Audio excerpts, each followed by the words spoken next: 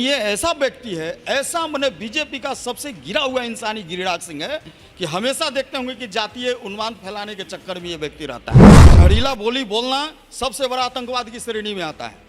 लेकिन ये लोग भाजपा वाले कभी प्रेम की बात नहीं करेंगे, कभी शिक्षा, स्वास्थ्य, रोजगार की बात नहीं करेंगे। हमारे सांसद थे, हमारे लोकसभा सांसद थे, क्षेत्र में कार्यक्रम हो रहा है तो जनता प्रश्न क्यों नहीं पूछेगी?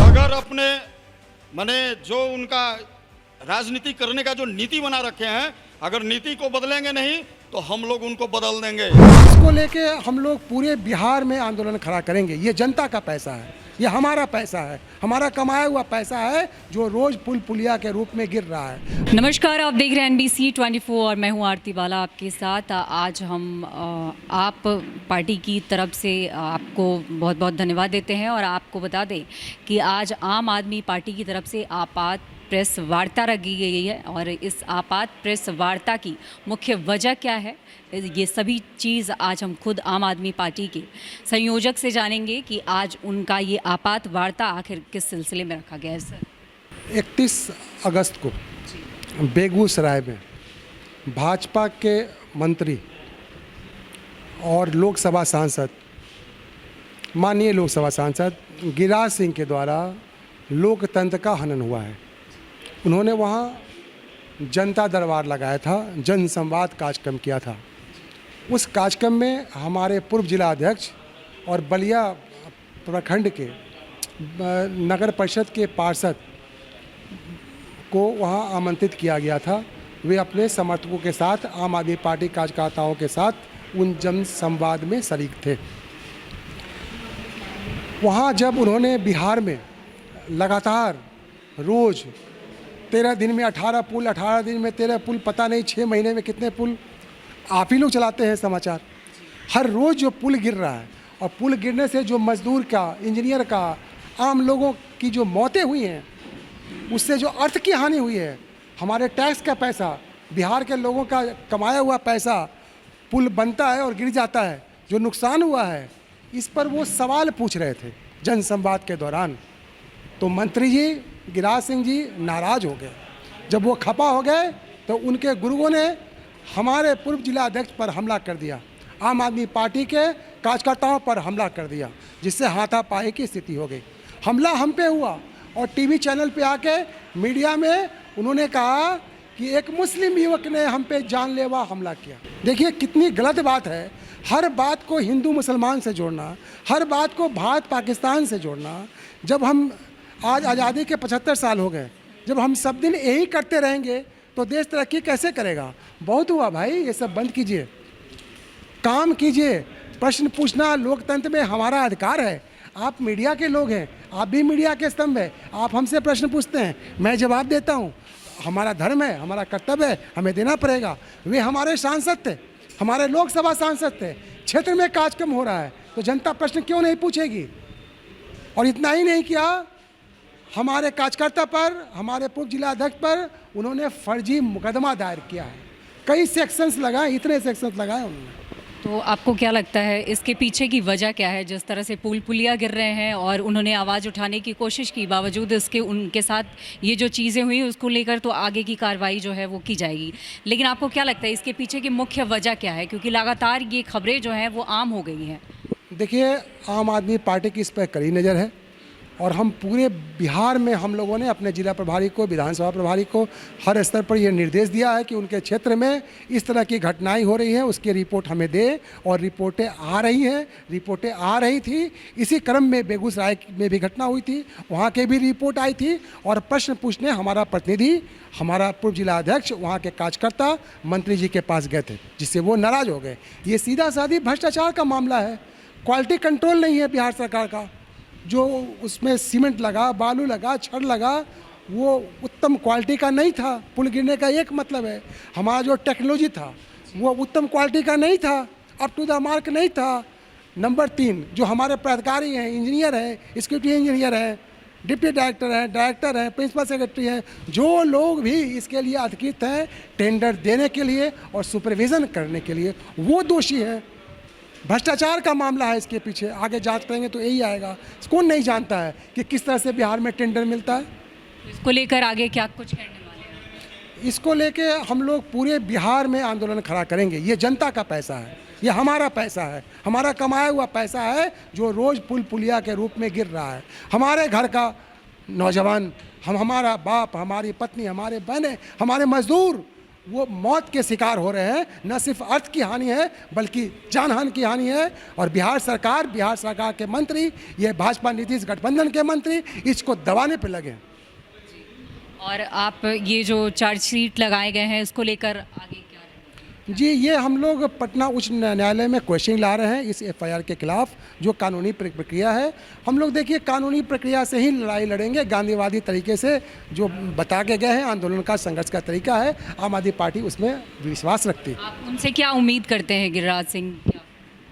मैं गिरिराज सिंह से उम्मीद करता हूं कि उन्होंने जो गलत एफआईआर कराया है अपने दबाव में, वो लोग अपना एफआईआर वापस लें और सार्वजनिक रूप से प्रेस मीडिया पे आकर उन्होंने जो बातें कही हैं कि एक मुसलमान युवक ने, कट्टरपंथी ने उन पे हमला करने की कोशिश की, ये ढकोसला है, ये हिंदू मुसलमान को बांटने की साजिश है, वोट की राजनीति है। इसके लिए वो जनता के सामने आकर माफ़ी मांगे। अगर वो माफ़ी नहीं मांगते हैं तो हम उनकी बर्खास्तगी के लिए भी आंदोलन चलाएंगे। बहुत बहुत शुक्रिया हमसे जुड़ने के लिए। तो देखा आपने आम आदमी पार्टी की तरफ से जिस तरह से आपात प्रेस वार्ता का आयोजन किया गया है, इनका साफ कहना है कि उस समय जो भी वाक्य हुई उसको लेकर उन्हें माफ़ी मांगना पड़ेगा और ये जो भी चार्जशीट लगाई गई है उन्हें जल्द से जल्द वापस लेना पड़ेगा। तो इस पूरे मुद्दे पर आम आदमी पार्टी के जिला प्रभारी का क्या कहना है, आइए उनसे भी जुड़ते हैं और जानते हैं कि उनका इसको लेकर क्या कहना है। जी देखिए, सबसे पहले तो आपका न्यूज़ 24 जो चैनल है, जितने भी दर्शक हैं, मैं इनको अपने तहे दिल से धन्यवाद देता हूं। और आप लोगों से एक विनती करता हूं कि देखिए, आप मीडिया बंधु इस देश का चौथा स्तंभ है। आप लोग सच्चाई को आगे लाइए। अगर आप लोग सच्चाई को आगे नहीं लाएंगे तो ऐसे लोग जो जनता की ताकत पे जीत के आते हैं और जनता के हमेशा शोषण करने का काम करते हैं, इनकी संख्या लगातार बढ़ती जाएगी। इसलिए इनके कमजोरियों को जनता के बीच लाने का चेष्टा करिए। जैसे 31 तारीख की घटना आप देखे होंगे, लगातार टीवी में चल रहा है। एक गिरा हुआ व्यक्ति जिसका नाम गिरिराज सिंह है, और मोदी जी को ऐसे लोग ज़्यादा पसंद है जो जाति के नाम पर, धर्म के नाम पर उन्माद फैलाए, उनको ज़्यादा ये स्थान देने का काम करते हैं।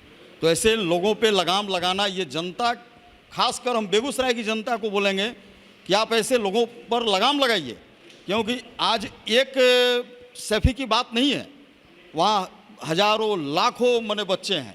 किसी को जाति के नाम पे, धर्म के नाम पे, अब आप टोपी देख लोगे, किसी का नाम अगर मुस्लिम से जोड़ दोगे, अगर आप पिछड़ा करोगे, दलित करोगे, तो ऐसे करके आप मने जाति पाति बांटोगे, धर्म में बांटोगे, तो क्या हमारा देश चल पाएगा? क्या हमारा समाज चल पाएगा? तुम्हारे नफरत से तो समाज चलेगा नहीं। समाज कभी भी चलेगा प्रेम से।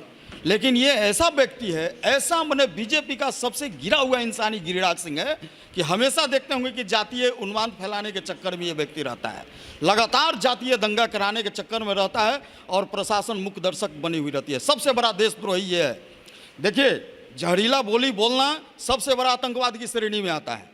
लेकिन ये लोग भाजपा वाले कभी प्रेम की बात नहीं करेंगे, कभी शिक्षा, स्वास्थ्य, रोजगार की बात नहीं करेंगे, भ्रष्टाचार की कभी बात नहीं करेंगे, क्योंकि करना तो इनको यही है, केवल लूटना है, जाति धर्म के नाम पे दंगा फैला के अपना रोटी सेकना है। हमें ये समझना है कि बिहार की जनता समझेगी कब, आखिर कब समझेगी? हम ये विनती करते हैं यहाँ के जनता को कि ऐसे नेता को आप सबक सिखाने के लिए आप तैयार हो जाओ। आम आदमी पार्टी आपके साथ खड़ी है। हम लोग भ्रष्टाचारियों से ही लड़ाई लड़ रहे हैं, हम लोग सत्ता का सुख भोगने के लिए नहीं आए हैं। ये संघर्ष की पार्टी है, संघर्ष से निकली हुई पार्टी है, आंदोलन से निकली हुई पार्टी है। अगर गिरिराज सिंह जैसे लोग नहीं संभलें, और मैं ये लास्ट बोलना चाहता हूं उनको कि अगर अपने माने जो उनका राजनीति करने का जो नीति बना रखे हैं, अगर नीति को बदलेंगे नहीं तो हम लोग उनको बदल देंगे, आचरण तक बदल देंगे उनको। वो क्या समझे हैं कि एगो फाइटर हम ही रखे हैं तोरा फाइटर है जा गांधी जी एगो डंडा से तोरा जिसन अंग्रेज के नाजायज औलाद के भगा दिए थे। हम लोग भी वही तरीके से उसी डंडे के बदौलत तोरा खदेड़ देंगे। तू क्या समझता है लोकतंत्र है? इसी संविधान के ताकत पर तुम जाते हो वहाँ चुन के और कसम खाते हो, और जो संविधान हमको हक अधिकार दिया है कि अपने सवालों को पूछ सकते हो, और पूछने वाले व्यक्ति को तुम देशद्रोही और आतंकवादी बोल के तुम जेल में डालने का काम करोगे। तुम्हें शर्म नहीं आती है? किस तरह का तुम मंत्री हो? नेता जो होता है, देखिए कहने का मतलब है जो बड़ा बनता है ना वो और झुक जाता है। अगर हम किसी से अपना पूछ रहे हैं, आप ही को कुछ बना दिया जाए, जैसे हमको जिला प्रभारी बनाए हुए हैं, तो कुछ कमी बेसी आप लोग पूछेगा तो आपको क्या जाति धर्म के नाम पे माने इल्ज़ाम लगाकर आपको जेल में डालने का काम करेंगे? अगर हमें जिम्मेदारी मिली है तो हम अपने जिम्मेदारी को बताएंगे कि हाँ भाई ये काम नहीं हो रहा। जैसे पुल पुलिया के लेके हमारे सैफी जी पूछने गए, ये व्यक्ति नाम केवल देखा बस चिढ़ गया। जैसे ये सांड को देखे ना, लाल कपड़ा देखता है और भड़क जाता है, जैसे उस व्यक्ति को पता चला कि ये मुस्लिम है, भड़क गया। अरे कठमुल्ला है, ये है, देशद्रोही है, हम इसका काम नहीं करेंगे। तो बेचारा वो इतना ही प्रश्न किया कि हम तो आए हैं कि पुल पुलिया गिर रहा है, भ्रष्टाचार लगातार आए दिन बढ़ रहा है, आए दिन हत्याएं हो रही है, आप माननीय हैं, आपको हम लोग चुने हैं तो कहाँ जाएंगे? आपसे नहीं पूछेंगे तो कहाँ जाएंगे हम? तो ये व्यक्ति इतना ही पे कहता है कि अरे ये आतंकवादी है, इसको मारो मारो मारो। उसके जितने बाउंसर लोग थे मारना इस व्यक्ति को स्टार्ट कर दिया, मारते मारते ले जाके थाना में बंद कर दिया। बताइए, अब तो ऐसा दिन आ गया है कि हम जनप्रतिनिधि भी चुने और उनसे सवाल भी न करें, ऐसा दिन आ गया। क्या हमें संविधान ताकत नहीं देती है कि हम जनप्रतिनिधियों से सवाल कर सकते हैं? हमारे टैक्स के पैसा से तुम्हारा घर का रोजी रोटी चल सकता है, लेकिन हम अपने अधिकार की अगर बात करेंगे, हम अपने हक के लिए बात करेंगे, हम भ्रष्टाचार के मामले में अगर पूछेंगे तो क्या हम देशद्रोही हैं, हम अपराधी हैं, हम क्रिमिनल हैं? ये सरासर अन्याय हो रहा है, अब अन्याय हो रहा है, ये बर्दाश्त की बाहर है। ये गिरिराज सिंह को सुधरना होगा और इनको अविलंब इनको माफ़ी मांगनी पड़ेगी। और ये फर्जी केस मुकदमा किए हुए हैं उनको वापस लेके ये माफ़ी मांगे, और नहीं तो हम लोग शांतिपूर्ण आंदोलन तो करेंगे लेकिन करकरा देंगे इनको बिहार में।